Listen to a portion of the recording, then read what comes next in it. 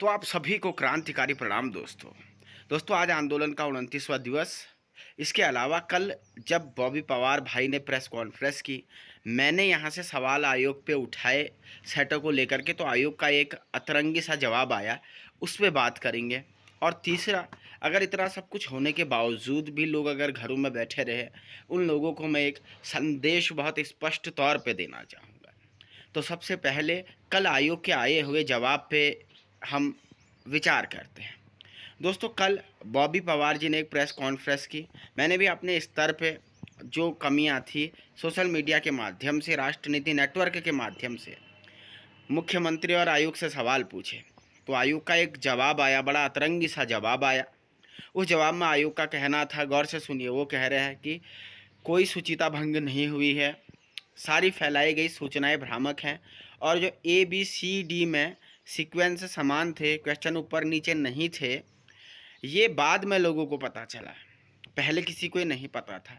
ये कुछ ऐसा ही एक उदाहरण है कि आप अपने घर में ताला लगा करके भारत भ्रमण पे चले गए हो, जब 3 महीने के बाद आप घर वापस लौटे तो आपको पता चला कि चोर आज से 28 या 29 30 दिन पहले सारा सामान चोरी करके ले गया। आपको खबर लेट मिल रही है, तो क्या उस घटना को, क्योंकि हमें लेट पता चल रहा है, अनियमितता ना माना जाए?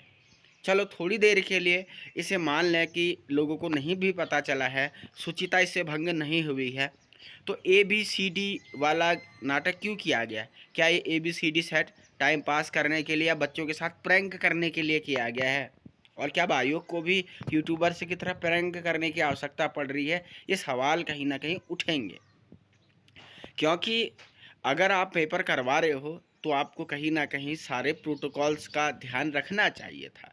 हिंदुस्तान के तयशुदा इतिहास में आज तक कोई ऐसा पेपर नहीं हुआ है जिसमें ABCD सेट क्रम संख्या समान हो, इक्वल हो।